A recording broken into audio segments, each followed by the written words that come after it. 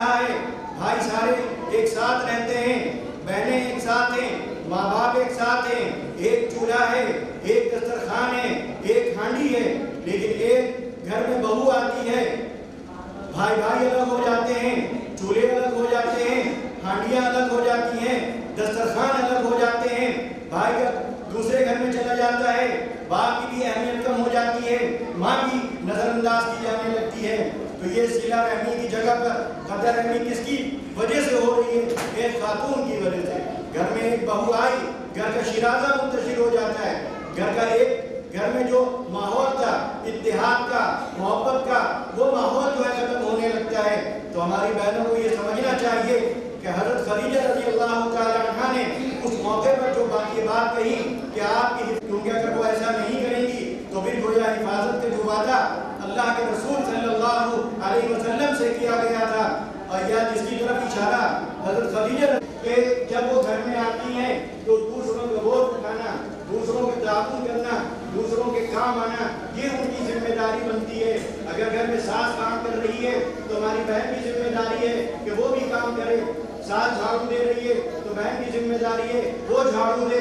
وہ برتن مانج رہی ہے تو ہماری بہو کی ذمہ داری ہے کہ وہ بھی برتن مانجے۔ تو ساس کا تعاون کرنا، سسر کا تعاون کرنا، گھر کے اور دوسرے افراد ہیں ان کے ساتھ تعاون کرنا، یہ ایک بہو کی ذمہ داری ہے۔ اگر ایک بہو اپنے گھر میں یہ ذمہ داری ادا کرے گی اور یہ کام پورے طور پر صحیح ڈھنگ سے انجام دے گی تو وہ گھر جنت بن۔ آپ مہمان نوازی کرتے ہیں، یہاں پر بھی ہماری بہنوں کو سوچنا چاہیے، گھر میں مہمان آتا ہے، وہ مہمان چاہے سسر کا ہو، وہ مہمان چاہے ساس کا ہو، وہ مہمان چاہے گھر کے کسی فرد کا ہو، ان کو کبھی منہ نہیں بنانا چاہیے، کبھی ناگواری کا اظہار نہیں کرنا چاہیے، کبھی ان کی تھیوری پر بل نہیں پڑنا چاہیے کہ مہمان آ جاتے ہیں، ہر وقت چائے بنانا پڑتی ہے، ہر وقت ناشتہ تیار کرنا پڑتا ہے، ہر وقت یہ کرنا پڑتا ہے، وہ کرنا پڑتا ہے، دوسرا کوئی کرے، ہم سے اب یہ نہیں ہو پائے گا۔ تو نبی کریم صلی اللہ علیہ وسلم کی جو صفات اور آپ کی جو خصوصیات یہاں پر بیان کی جا رہی ہیں وہ یہ سب ہیں کہ آپ جو ہیں مہمان کے اکرام کرتے ہیں، مہمان کی خاطر کرتے ہیں، مہمان کی ضیافت کرتے ہیں۔ اور اس کے بعد آخری جو بات حضرت خدیجہ رضی اللہ تعالی عنہ نے اس موقع پر فرمائی وَتُعِينُ عَلَى نَوَائِبِ الْحَقِّ، کہ حق کے معاملے میں جو مشکلات پیش آتی ہیں ان میں آپ تعاون کرتے ہیں، کسی کا حق مارا جا رہا ہو، کسی کا حق چھینا جا رہا ہو تو آپ اس کے لیے کھڑے ہوتے ہیں، اس کو اس کا حق دلانے کی کوشش کرتے ہیں۔ تو اس سے سمجھنا چاہیے کہ عبادت کیا ہے، بندگی کیا ہے، اور نبی کریم صلی اللہ علیہ وسلم کا طریقہ کیا ہے۔ اس کے بعد ایک اور حدیث میں اس موقع پر آپ کے سامنے رکھنا چاہوں گا کہ نبی کریم صلی اللہ علیہ وسلم سے یعنی جو میں نے آیتیں پڑھی جس میں میں آپ کو بتا رہا ہوں کہ عبادت ہے کیا، بندگی ہے کیا، تو اس حدیث سے بھی بندگی کا مطلب واضح ہوتا ہے۔ بندگی کا جو تصور ہے، ایک بڑا تصور، اس کا بڑا دائرہ، اس کا بڑا ایک چوکھٹا، وہ اس سے سامنے آئے گا۔ نبی کریم صلی اللہ علیہ وسلم نے صحابہ کرام سے پوچھا رضوان اللہ علیہم اجمعین اتدرون من المفلس، کہ کیا تم بتا سکتے ہو یا کیا تم جانتے ہو کہ مفلس کون ہے، خالی ہاتھ کون ہے، مفلوق الحال کون ہے؟ تو صحابہ کرام رضوان اللہ علیہم اجمعین نے جواب دیا المفلس فینا من لا درہم لہ ولا متاع، کہ ہم میں مفلس وہ ہے، خالی ہاتھ وہ ہے جس کے پاس نہ پیسہ ہو، جس کے پاس نہ ضرورت کا سامان ہو، نہ وہ اپنی ضرورت پوری کر سکتا ہو اور نہ اس کی جیب میں پیسہ ہو۔ اس کے بعد نبی کریم صلی اللہ علیہ وسلم نے اس موقع پر یہ اس سے آپ کو اس تیسری چیز کی اہمیت کا اندازہ ہوگا جس کی اہمیت کو ہم سمجھتے نہیں ہیں اور نظر انداز کرتے چلے جاتے ہیں، اس کا نتیجہ کتنا خطرناک ہوگا اس کا اندازہ ابھی ہمیں نہیں ہے، مرنے کے بعد ہوگا۔ تو آپ نے کیا فرمایا المفلس من امتی، کہ میری امت میں مفلس وہ ہے کہ من یاتی یوم القیامہ، کہ جو قیامت کے دن آئے بصلاۃ، نمازیں لے کر آئے، ایک نماز نہیں ہزاروں نمازیں لے کر آئے، وصلاۃ وصیام، روزے لے کر آئے، وزکاۃ، اور زکات لے کر آئے، اور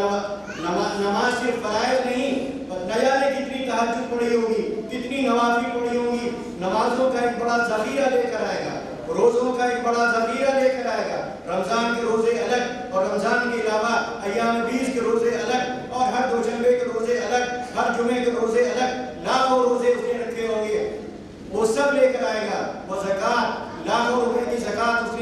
نکالی ہوگی, بڑے حساب و کتاب کے ساتھ نکالی ہوگی, ایک پیسے کی بھی کمی نہیں کی ہوگی. لیکن اس کے بعد آپ نے کیا فرمایا؟ وَيَأْتِي, یہ سب لے کر آئے گا اور بڑا مطمئن ہوگا, بڑا خوش ہوگا کہ کوئی عبادت میں نے چھوڑی نہیں, عبادت میں کوئی کمی کی نہیں, اور ہر عبادت میں نے اللہ کے لیے کی, اخلاص کے ساتھ کی, اخلاص کے ساتھ کی, نیت کی درستگی کے ساتھ کی. تو بڑا مطمئن ہوگا کہ آج تو میرا بیڑا پار ہے, بہت آسانی کے ساتھ جنت کے پروانہ مل جائے گا, کیونکہ عبادتیں اتنی ہیں کہ فرشتے گنتے گنتے تھک جائیں گے. لیکن آپ نے کیا فرمایا؟ وَيَأْتِي, وہ آئے گا یہ سب لے کر, لیکن وَقَدْ شَتَمَ هَذَا, اس کو گالی دی ہوگی, وَقَذَفَ هَذَا, اس پر تہمت لگائی ہوگی, وَسَفَكَ دَمَ هَذَا, اس کا خون بہایا ہوگا, وَأَكَلَ مَالَ هَذَا, اس کا مال کھایا ہوگا. اب آپ سوچئے, کسی کا مال کھایا, کسی کا خون بہایا, کسی پر تہمت لگائی, کسی پر الزام لگایا, کسی کی زمین ہڑپ کی, کسی کی دکان پر قبضہ کیا, کسی کا پیسہ مارا, کسی کا سامان غلط استعمال کر لیا. یہ ساری چیزیں اس نے کی ہوں گی ان عبادتوں کے ساتھ, نمازوں کے ساتھ, روزے کے ساتھ, زکوٰۃ کے ساتھ. اس کے بعد آپ کیا فرماتے ہیں؟ بڑی عبرت کی بات ہے, غور کرنے کی بات ہے, بہت ڈرنے کی بات ہے کہ سب کچھ لے کر بھی آپ ناکام ہو جائیں گے, اخلاص کے ساتھ بھی ناکام ہو جائیں گے, نیت کی درستگی کے ساتھ بھی ناکام ہو جائیں گے. کیا فرمایا؟ فَيُعْطَىٰ هَٰذَا مِنْ حَسَنَاتِهِ, نتیجہ کیا نکلے گا؟ وہاں پر پیسہ نہیں چلے گا, وہاں ریال ڈالر اور درہم اور دینار نہیں چلے گا, وہاں تو ادلا بدلا ہوگا نیکیوں کا, ادلا بدلا ہوگا گناہوں کا, کیونکہ وہاں پر صرف وہی چیز پاس ہوگی. وہاں نہ زمین ہوگی, نہ جائیداد ہوگی, نہ پیسہ ہوگا, نہ دکان ہوگی, نہ کاروبار ہوگا کہ آپ کاروبار کے بدلے کاروبار دے دیں, زمین کے بدلے زمین دے دیں, دکان کے بدلے دکان دے دیں, پیسے کے بدلے پیسے دے دیں. وہاں تو تبادلہ ہوگا نیکیوں کا, تبادلہ ہوگا گناہوں کا. تو آپ نے فرمایا اس کو نیکیاں دے دی جائیں گی, اس کو اس کی نیکیاں دی جائیں گی. اس کے بعد پھر کیا ہوگا؟ نمازیں گئیں, ایک صاحب کھڑے ہو گئے کہ صاحب میری 2 بیگھے زمین پر انہوں نے قبضہ کر لیا تھا, میرا حساب دلائیے. اب کیا ہوگا؟ زمین تو دی نہیں جا سکتی, زمین تو لوٹا ہی نہیں جا سکتی. وہ تو جب قیامت آئی تو نہ زمین زمین رہی, نہ آسمان آسمان رہا, نہ وہ ستارے ستارے رہے, نہ وہ سمندر سمندر رہا. دنیا کا نظام ہی بدل گیا. اب کیا ہو؟ تو صاحب چلو بھائی ان کو نمازیں دے دو, ان کو زکوٰۃ دے دو, ان کو روزہ دے دو. دیا جا رہا ہے, ذخیرہ ختم ہو رہا